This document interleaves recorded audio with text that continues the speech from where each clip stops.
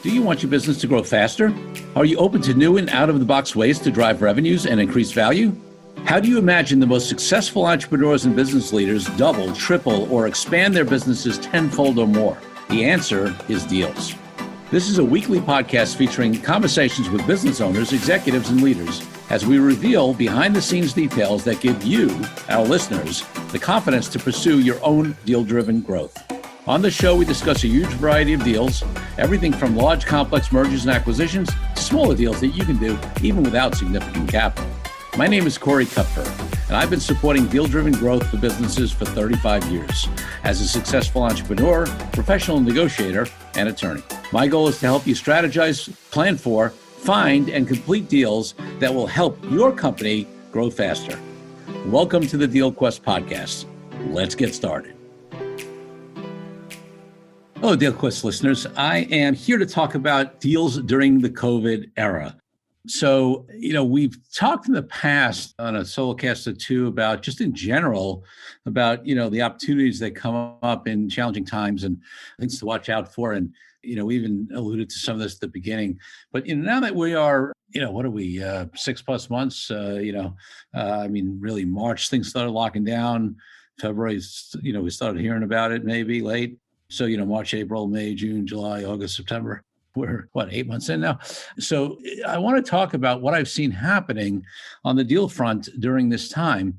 And it's interesting because it's hard to compare this to any other time. The Great Recession was very, very different. The other recessions and, challenges were very, very different. You have this situation where there's a real dichotomy where some industries are doing really well and some are not doing that well. There's also this, question about when things are going to come back and when things are going to calm down in terms of the virus. And there's also people getting used to the new normal, so to speak. So let's talk about a little more specifically about what's happening. There's a lot of reporting out there showing overall, in the M&A market, and we're not going to just talk about M&A, but let's start there. But I want to talk about other types of deals during this time as well. But in the M&A market, in terms of the bigger surveys of bigger deals, most of the surveys I've seen show the market to be down about 30% in terms of deal volume of M&A over the COVID period. There are definitely exceptions. I mean, in one of the reports I saw, transportation and logistics have sort of come back up. Agriculture and food have come back up. And that's an interesting thing, what you see. In April, May, there was definitely a significant dip in most industries. And then some of them you're seeing when you're getting out to August, September, or even July, they're coming back. I had Dave DeVoe on the last episode of DealQuest before this one. And, he focuses in the investment advisory space, the wealth management space, where we have a big niche. And he says we're in a surge now. And that's been in our experience. We have a lot of deals going on in that space, whereas we had this, this drop in March and April. And then, people waiting to see, et cetera. Now, the stock market came back and most of the, advisors charge assets under management fees, meaning that their revenue is very tied to where the market is. The market came back and, and deals came back pretty quickly. It was really much more of a V curve in that industry and valuation stayed strong.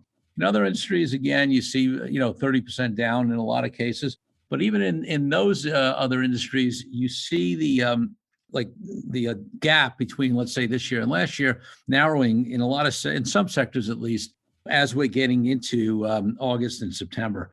And that's not surprising. I mean, you got companies like Boeing canceling, major deals that they were looking at, acquisitions, which is, who could be shocked by that with what's going on in the, in the airline industry and things like that. So, some of them are to be very much expected, but I've never seen such a mixed bag like this. And it's also such a mixed bag where I know, some businesses are really, super successful in this time. Certainly anything around logistics, home delivery, technology, food, home exercise, things like that are doing really, really well. And I can't imagine that some of those companies aren't going to use, those good times to acquire some of the weaker competitors. And you see some of that going on the M&A side. Like I said, it's a very interesting time. I think the things to think about, and not only in my opinion, but everybody I talk to, spoken to a lot of people, and wherever they are in the cycle, and the studies have shown the same thing that I'm hearing, is that people are still optimistic. They still are intending to do deals. Some of them may be just pausing a little bit to wait and see. There's still a lot of capital available out there. So that's a driver, definitely, when you can access capital. And I think, people aren't looking at this as a permanent situation. Now, listen, if you're in a restaurant industry or some retail, or, health clubs, I mean, there's been a lot of, there's 24-hour fitness, a bunch of the other ones when, retailers, have gone bankrupt. But, even those companies are going to reorganize and they're going to get better, financing, and they're going to come out of it stronger and cleaner with cleaner balance sheets. That's what happens out of bankruptcy. It wouldn't be shocking, if when things start turning around that they're not even more well-positioned to do deals than they were before. So interesting to continue to monitor this on the M&A side. Now, there's some other things that I want to talk about outside of M&A, that are interesting and sort of one-off kind of strange deals. I noticed, I watched the TV show The Voice. They actually, bought out or rented out, or I don't know the exact deal, one of the Vegas hotels and set it up as their bubble for the show. So, a lot of these live reality shows, I'm not a big reality show guy, but my wife and I like a couple of the singing shows like The Voice. And, midway through last season, they ended up having to go virtual, and it was kind of clunky. People were singing from home, and there wasn't a live audience, obviously, and the judges were from home, and they were trying to do it all by video conference. And, it worked well, sometimes not so well. Well, they've adjusted, and coming into this season, they said, hey, how can we do this while maintaining safety precautions and create, a new way to do it? So what they've done on The Voice's example, I'm not looking to give them a big commercial, but it does relate to this, cause them to do a deal, which is that they decided, hey, they want to have the coaches live, they want to have the singers live, the host is live, and then they have all these video screens of people, the audience by video, who are, live reacting. And what they did was they said, hey, how are we going to do this to keep this safe? So they created a bubble by renting out this hotel. Now, for the hotel, think about it. The hotel is hurting, I'm sure, because, there's not many people going to Vegas. So my guess is, and I don't know the deal, my guess is that the hotel's not making as much money as they would during their peak times when they fill it up with individuals, that's for sure. But at the same time, compared to what they would be able to do with the occupancy being, significantly down, in some cases 80, 70, 60% down, that this was a good deal for them. So they cut a deal with the producers or whoever it is of The Voice, and it becomes the bubble for The Voice where the contestants come in, they stay, they quarantine for a couple of weeks, and, before they go on stage, and then, then they can go on stage. I mean, they're still keeping distances from the judges and all that kind of stuff, but a buyout deal or a rent, I don't know if it's the hotel, the full hotel or a part of the hotel, an interesting deal to get the show up on the air and also give some revenue to the hotel. You see this, some of the sporting stadiums or whatever, right, for some of the pro, stadiums, they're creating bubbles.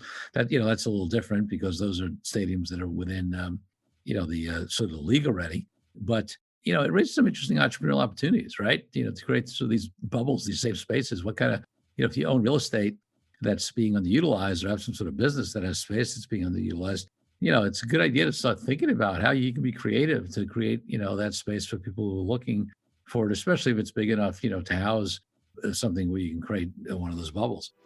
Let's take a break from the show for a minute so I can invite you to a new way to determine your deal readiness. I created a fast and easy assessment that will determine exactly how deal ready you are.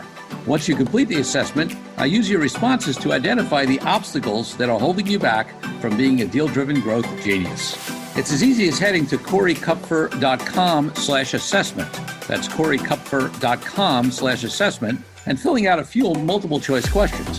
I'll be checking in after the episode to see what your results are. Now back to the show. For me, that's an interesting deal, an interesting entrepreneurial pivot, and something to think about, and how you could apply that to your business. I love these concepts where you can, many episodes ago, I had Damon Gersh on, and he talked about the concept of choke point, where you find out what is the choke point, what is the thing in your industry that if you control it, you're set. And he controlled labor during 9/11 and ended up getting all the contracts because nobody else had. He had locked up all the labor. There are, interesting concepts like that you can do in times like these that, I think there's an opportunity to start thinking about. So, for me, I'll tell you what we're seeing. Obviously, our wealth management, investment advisory clients, our personal experience at the law firm is similar to what the stats, are saying that, DeVos said that it's a spike going on. And we've seen that. We got a lot of deals going on in that space. We certainly have deals going on in the tech space. That space is still is still strong overall. And I know tech's a big conversation, but obviously companies that are used to working virtually and their services are delivered virtually are less affected. And in fact, in many cases, they're even doing better than they were previously. So there's ability to do those, in that space. Interestingly, what I have not seen yet, and we've talked about this in prior shows where I talk about opportunities, where when you get into recessions and values go down and companies are in trouble, there's a lot of opportunities to do deals because you get companies cheap, you get talent cheap. People are, tired. They don't want to fight through the next cycle. Personally, I have not seen as much of that yet. And I haven't read about even that much of that happening. I think in part because, we're 8 months or something into this. And, usually that stage comes more, 18 months, 2 years, 2.5, 2 years into a recession.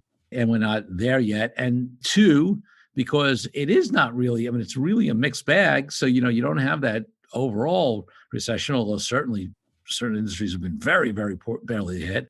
And third of all, I think people are just still thinking that this is temporary. Now, I don't mean temporary. Listen, a lot of people who gone in the other direction say, COVID's going to be around for a long time. But the impact of it, people are just questioning whether or not there's going to be a long-term impact, because as businesses adjust and are able to take more precautions, as the laws, loosen up a little bit, as people are more willing to get back out there with masks or whatever they're doing, as they get more used to it, in dealing with whatever it's going to be. I think the mentality of a lot of people is, hey, we may be able to come out of this in a lot of industries. Now, not every industry.